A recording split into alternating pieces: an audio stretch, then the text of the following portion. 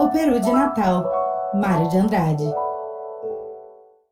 O nosso primeiro Natal de família, depois da morte de meu pai, acontecida 5 meses antes, foi de consequências decisivas para a felicidade familiar. Nós sempre fôramos familiarmente felizes, nesse sentido muito abstrato da felicidade.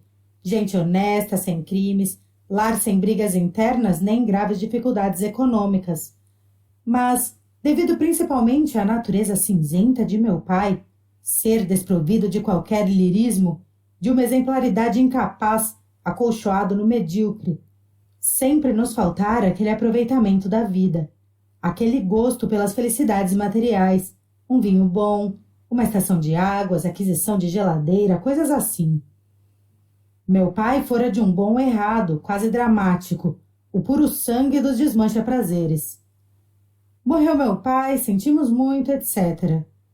Quando chegamos nas proximidades do Natal, eu já estava que não podia mais para afastar aquela memória obstruente do morto, que parecia ter sistematizado para sempre a obrigação de uma lembrança dolorosa em cada almoço, em cada gesto mínimo da família.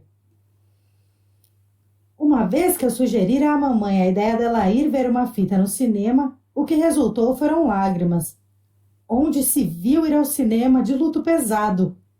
A dor já estava sendo cultivada pelas aparências, e eu, que sempre gostara apenas regularmente de meu pai, mais por instinto de filho que por espontaneidade de amor, me via a ponto de aborrecer o bom do morto. Foi de certo por isso que me nasceu, esta sim espontaneamente, a ideia de fazer uma das minhas chamadas loucuras. Esta fora, aliás, e desde muito cedo, a minha esplêndida conquista contra o ambiente familiar. Desde cedinho, desde os tempos de ginásio, em que arranjava regularmente uma reprovação todos os anos, desde o beijo às escondidas numa prima aos 10 anos, descoberto por tia velha, uma detestável de tia, e principalmente desde as lições que dei ou recebi, não sei, de uma criada de parentes, eu consegui no reformatório do lar e na vasta parentagem a fama conciliatória de louco. É doido, coitado, falavam. Meus pais falavam com certa tristeza condescendente. O resto da parentagem buscando exemplo para os filhos e provavelmente com aquele prazer dos que se convencem de alguma superioridade. Não tinham doidos entre os filhos. Pois foi o que me salvou essa fama. Fiz tudo o que a vida me apresentou e o meu ser exigia para se realizar com integridade. E me deixaram fazer tudo, porque eu era doido, coitado. Resultou disso uma existência sem complexos, de que não posso me queixar nada.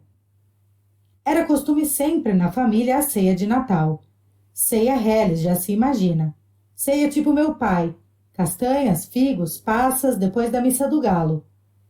Empanturrados de amêndoas e nozes, quando discutíamos os 3 manos por causa dos quebra-nozes, empanturrados de castanhas e monotonias, a gente se abraçava e ia para a cama. Foi lembrando isso que arrebentei com uma das minhas loucuras. Bom, no Natal eu quero comer peru. Houve um desses espantos que ninguém não imagina. Logo minha tia solteirona e santa, que morava conosco, advertiu que não podíamos convidar ninguém por causa do luto. Mas quem falou de convidar ninguém? Essa mania, quando é que a gente já comeu peru em nossa vida? Peru aqui em casa é prato de festa. Vem toda essa parentada do diabo. Meu filho, não fale assim. Pois falo, pronto. E descarreguei minha gelada indiferença pela nossa parentagem infinita. Diz que vinda de bandeirantes, que bem me importa. Era mesmo o momento para desenvolver minha teoria de doido, coitado. Não perdi a ocasião. Me deu de sopetão uma ternura imensa por mamãe e titia, minhas 2 mães, 3 com minha irmã. As 3 mães que sempre me divinizaram a vida. Era sempre aquilo. Vinha aniversário de alguém e só então fazia um peru naquela casa. Peru era prato de festa. Uma imundície de parentes já preparados pela tradição invadiam a casa por causa do peru, das empadinhas e dos doces. Minhas 3 mães, 3 dias antes, já não sabiam da vida senão trabalhar no preparo de doces e frios finíssimos de bem feitos. A parentagem devorava tudo e ainda levava embrulhinhos para os que não tinham podido vir. As minhas 3 mães mal podiam de exaustas. Do Peru, só no enterro dos ossos, no dia seguinte, é que mamãe com titi ainda provavam num naco de perna vago, escuro, perdido no arrosalvo. E isso mesmo era a mamãe quem servia, catava tudo para o velho e para os filhos. Na verdade, ninguém sabia de fato o que era peru em nossa casa. Peru resto de festa. Não se convidava ninguém. Era um peru para nós, 5 pessoas. E havia de ser com 2 farofas, a gorda com os miúdos e a seca, douradinha com bastante manteiga. Queria o papo recheado só com farofa gorda, em que havíamos de ajuntar ameixa preta, nozes e um cálice de xerez, como aprendera na casa da Rose, muito minha companheira. Está claro que omiti onde aprendera a receita, mas todos desconfiaram. E ficaram logo naquele ar de incenso assoprado, se não seria a tentação do dianho aproveitar receita tão gostosa. E cerveja bem gelada, eu garantia quase gritando. É certo que com os meus gostos já bastante afinados fora do lar, pensei primeiro num vinho bom, completamente francês. Mas a ternura por mamãe venceu o doido. Mamãe adorava cerveja. Quando acabei meus projetos, notei bem. Todos estavam felicíssimos, num desejo danado de fazer aquela loucura em que eu estourara. Bem que sabiam, era loucura sim, mas todos se faziam imaginar que eu sozinho é que estava desejando muito aquilo e havia jeito fácil de empurrarem para cima de mim a culpa de seus desejos enormes. Sorriam-se entreolhando, tímidos como pombas desgarradas, até que minha irmã resolveu o consentimento geral. É louco mesmo. Comprou-se o peru, fez-se o peru, etc. Depois de uma missa do galo bem mal rezada, se deu o nosso mais maravilhoso Natal. Fora engraçado. Assim que me lembrara de que finalmente ia fazer mamãe comer peru, não fizera outra coisa aqueles dias que pensar nela, sentir ternura por ela, amar minha velhinha adorada. E meus manos também estavam no mesmo ritmo violento de amor, todos dominados pela felicidade nova que o peru vinha imprimindo na família. De modo que, ainda disfarçando as coisas, deixei muito sossegado que minha mãe cortasse todo o peito do peru. Um momento, aliás, ela parou, feito fatias um dos lados do peito da ave, não resistindo àquelas leis de economia que sempre a tinham entorpecido numa quase pobreza sem razão. Não, senhora, corte inteiro, só eu como tudo isso. Era mentira. O amor familiar estava por tal forma incandescente em mim que até era capaz de comer pouco, só para que os outros 4 comessem demais. E o diapasão dos outros era o mesmo. Aquele peru comido a sós redescobria em cada um o que a cotidianidade abafara por completo. Amor, paixão de mãe, paixão de filhos. Deus me perdoe, mas estou pensando em Jesus. Naquela casa de burgueses bem modestos, estava se realizando um milagre digno do Natal de um Deus. O peito do peru ficou inteiramente reduzido a fatias amplas. Eu que sirvo. É louco mesmo, pois por que havia de servir se sempre mamãe servira naquela casa? Entre risos, os grandes pratos cheios foram passados para mim e principiei uma distribuição heróica, enquanto mandava meu mano servir a cerveja.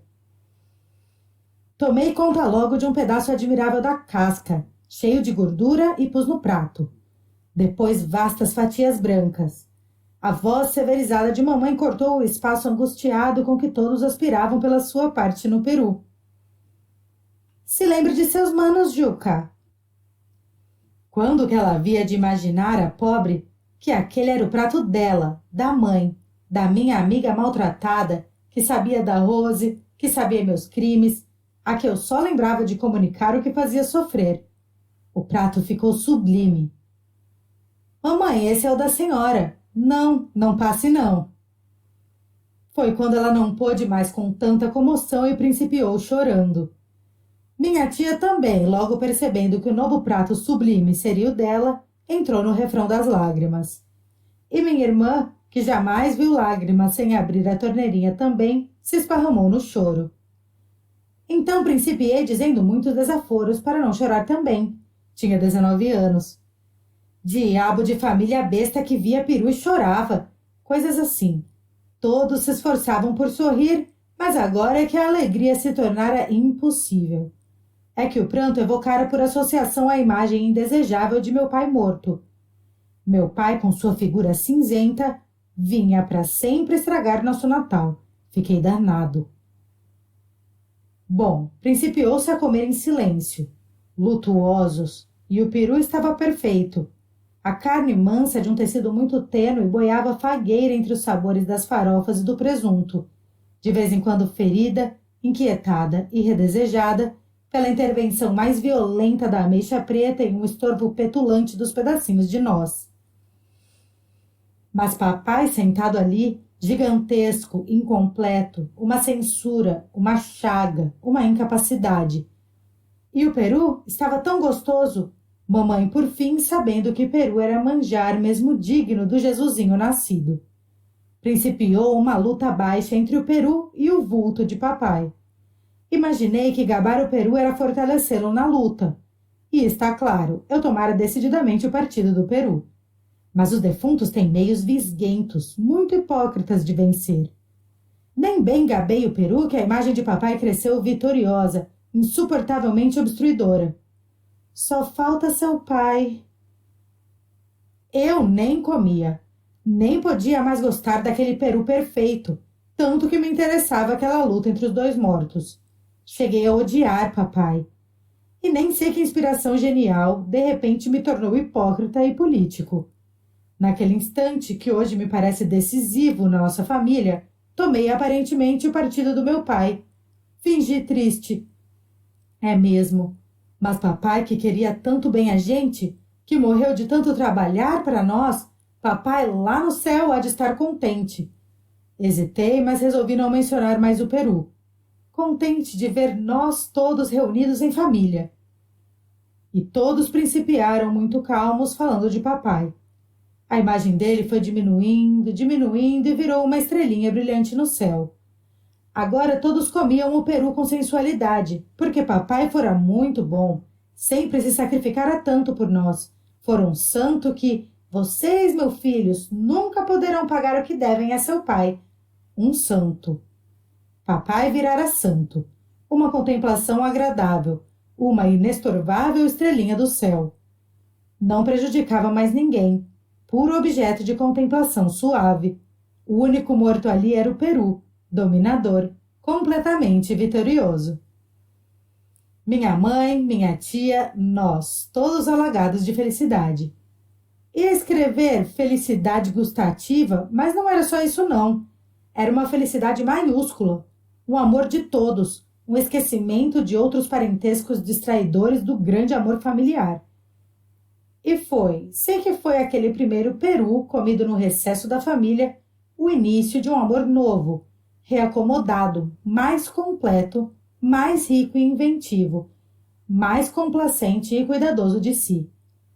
Nasceu de então uma felicidade familiar para nós que, não sou exclusivista, alguns a terão assim grande, porém mais intensa que a nossa, me é impossível conceber. Mamãe comeu tanto peru que um momento imaginei aquilo podia lhe fazer mal.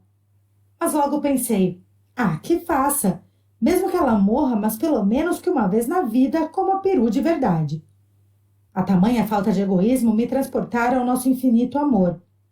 Depois vieram umas uvas leves e uns doces, que lá na minha terra levam o nome de bem-casados.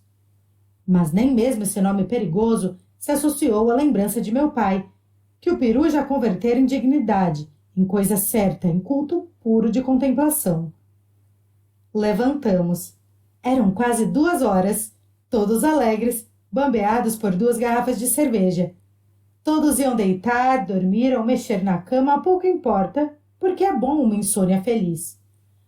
O diabo é que a Rose, católica antes de ser Rose, prometera me esperar com uma champanha. Para poder sair, menti. Falei que ia a uma festa de amigo.